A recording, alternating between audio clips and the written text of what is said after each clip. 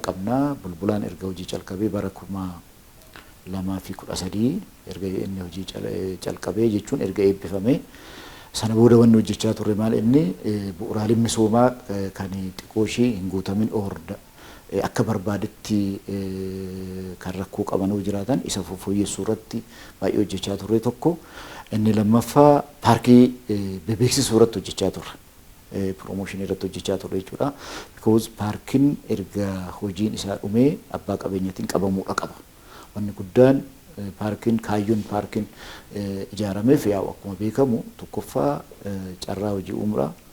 Lammaffaa qotee bulaa keenya wajjin walitti hidhamee qotee bulaa keenyaaf gabaa ta'uudha. Sadaffaa import substitution kan jennu sanaadha kan alaa galu oomisha alaa galu hambisuu. Kanaaf abbootii qabeenyaatiin qabamuu waan qabuuf paarkiiwwan kana bebeeksisuun giddugala ce'umsa baadiyyaawwan keenya kana bebeeksisuudhaan bakkee hundatti promooshinii baay'ee babal'inaan hojjechaa ture biyya keessattis even biyya alaatitti siruu gara embaasii keenyatiinis hojjechaa turre akkasuma ministeerri indastiriitis yuunituunis baay'ee nu gargaaran eeriyaa kanarratti jechuudha. Kanaaf akkaataa kanaan yeroo ammaa kana maalirra jirra yoo jennu paarkiin bulbulaa gara abbootii qabeenyaa 45 already galanii jiru jechuudha. Bulbulaa keessatti sheedii 6 fi naamunaadhaa fi warra kan ijaaraman sheedii 6 fi lafa kan qabnu lafa faasilitiin hundi keessaa bahee lafti abbaa qabeenyatiif kireeffamuu danda'u darbee kennamuu danda'u gara hektaara 136 kan qabnu. Yeroo ammaa kana lafa kana keessaa gara hektaara 75 kan ta'u dabarsinee jira jechuudha. Liis out goonee jirra. Waggaa lama waggaa sadii kana keessatti jechuudha. So isaan kana keessaa immoo abbootiin qabeenyaa gara abbootii qabeenyaa 10 already gara oomishaa fi yaala oomishaa keessatti galanii jiru. Yeroo ammaa kana oomishni achi bahee gurguramaa jiru illee jira. Even ji'uma jaan darbe kana keessa gara miliyoona 300tti kan siqu oomishni achi zayitiin bahee gurguramee jira jechuudha. Isaan kunis immoo sadarkaa adda addaarra jira. Kun faayinaansii wajjin baankii wajjin piroosesii irra kan jiran jiru.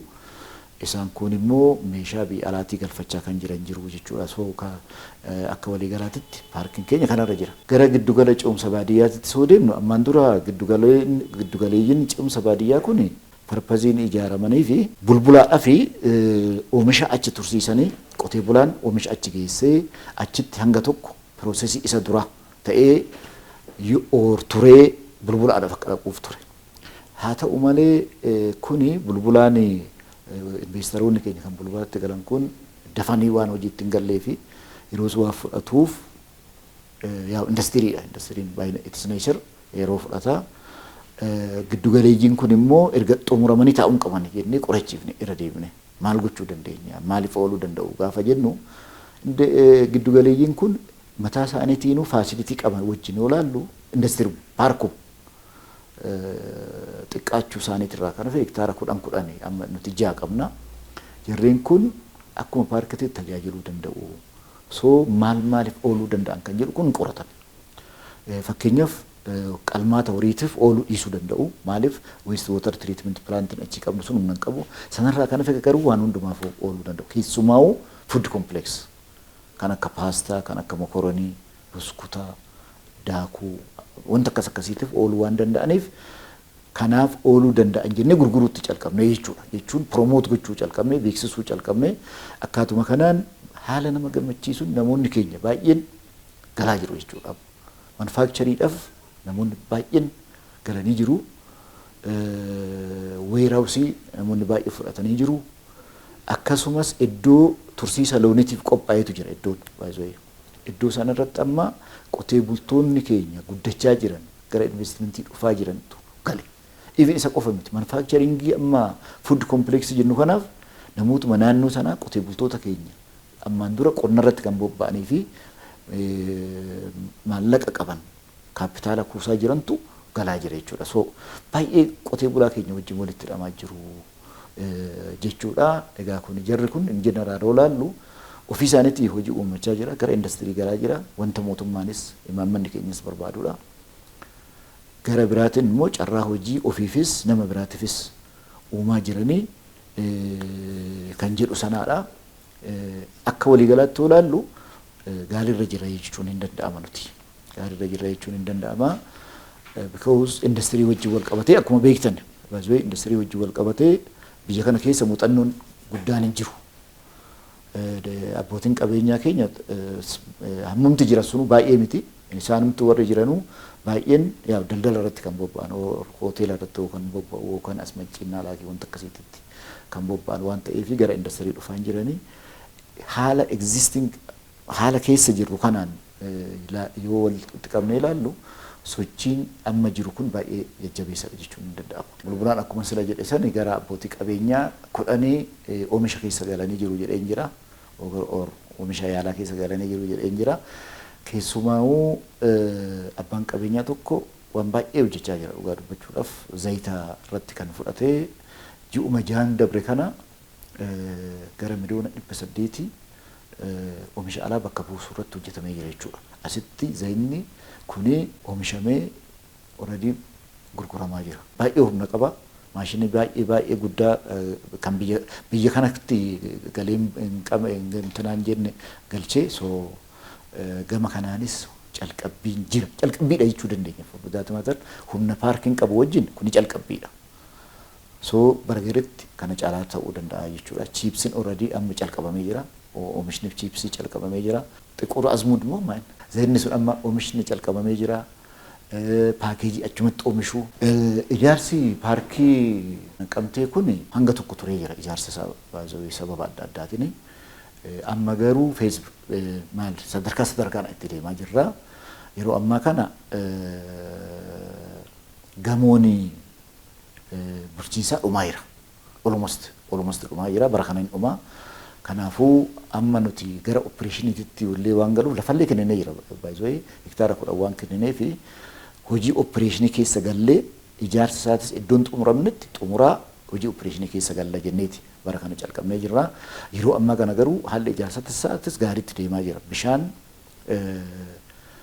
feesweesidha akkuma sadarkaadhaan jedhee jira. Boolla 3 akkasii kan barbaachisu boolli tokko garuu xumuramee yeroo ammaa kana laayiniin isaa sararri isaa diriiraa jira. So yeroo gabaatti dhumaa ibsaanis akkasuma sabsteeshinii hanga dhaabbatutti ammaaf kan nu tajaajiluu danda'u meegawaatii 8 already galchaa jira. Amma already operational goonee jirra. Furzaat maatar namoonni gaafachaa jira. Sheedii 3 naamunaadhaaf kan ijaaramanii jiru. Sheediiwwan sana amma gaaffii irratti dhiyaachaa jira. Barana dhumu isaanis. Kanaaf baruma kana keessa almost functional goona jechuudha. Namoota sheediiwwan sana kireessine taanaan already lafa kireessinee jirra. Bishaan qaqqabsiifne taanaan ibsaa qaqqabsiifne jiraan paarkiin bakka hojii calqabee jechuudha. Malee paarkiin yeroo tokkotti hin dhumu. Bulbulaa amma xumurre kan jennu kun yeroo tokkotti abbaan qabeenyaa xumuree fixuu hin danda'an hundumasaa. Kanaaf bara kana hojii opereeshinii keessa hisseenna. Hojjetaalleen qaxarraa itti gaafatamaallee amma qaxaraa jirra. Achitti kan itti gaafatamaa olaanaa. Kanaaf gama tokkoon opereeshinii keessa seenaa wanna hin guutamne immoo wanna biraa guutaa deemnaa jechuudha. Bishaan bool'i tokko ammaaf abbootii qabeenyaa baay'eedhaaf ta'uu danda'a. Gaafa abbootiin qabeenyaa dabalaa deemnu isaan kaan immoo faankshinaal godhaa deemnu jechuudha. Waliigala irratti calqabbiin amma argaa jirru dhugaa dubbachuudhaaf taanaan gaariidha jechuu hin danda'ama. Ani muuxannoon qaburraa industirii biyya alaatis baay'ee ilaallee jirra. Paarkii industirii kan federaalattis achumaan hojjechaa ture. So tarii namni tokko paarkiin ijaaramee yoo xumuramu dafee maaliif hundumtuu hin qabamnee jedha. Paarkiin garuu neechariin paarkii akkas miti. Biyya alaatitti biyya gurguddoo biyya ekonomikaalii fooyyee qaban irratti yoo ilaallu paarkiin parsantiin 70 yoo qabamu achumarratti hin dhaabu. Filachuutti qabu abbaa qabeenyaa. Jechuun piroojeektii filachuutti qabu. So amma kan keenya kun haalli amma itti deemaa jiru ani gaariidha natti fakkaata. Rakkoon jira jedhee ani gama kootiin kanan laalu namni akka fudhateen dafee hojiitti galuu irratti xiqqoo rakkoo jira. Maaliif inni waan baay'ee wajjin wal qabata. Tokko fi inni guddaan liqaa wajjin waan wal qabatudha. Aksesiin liqaa mijaadha jechuun hin danda'amu biyya kanatti dhugaa dubbachuuf. Kanammoo qaama dhimma ilaaluuttis beeksisaa jirra. abbootii qabeenyaatis yeroodha walitti qabnee warra federaalaa abbootii aangoo qaban namoota poolisii meekar ta'an illee finnee akka dubbisan godhaa jirra. So in jeneraal gaariidha jechuutu danda'ama. Akka ergaatitti maal inni biyya kana guddisuudhaaf biyya kana diinagdee qonnaarraa gara indastiriitti ceesisuudhaaf industirii paarkiiwwan baay'ee murteessaadha. Biyyumti kamittuu taanaan garasitti kan deeman paarkuma ijaaraniiti. Paarkii guddisaniiti. Paarkii babal'isaniiti. Chaayinaa fudhachuu hin dandeenye. Maleeshiyaa fa'aa fudhachuu. Biyya baay'ee so namoonni keenya abbootiin qabeenyaa maallaqa qaban, humna qaban daldalarraa gara industirii dhufuu qabu. Industiriin jechuun ofiifis, ummataafis, biyyaafis bu'aa guddaa kan qabudha. Ijoolleetti kan darbuu danda'udha waan ta'eef gama kanaan abbootii qabeenyaa keenya dafanii wal saamanii fudhachuu qabu. Yoo sana ta'uu baate abbaan qabeenyaa biyya alaa hin dhufu. Yoo dhufan hektaara baay'ee fudhatu baay'ee amma kunoo argaa jirra dhufaa jiru.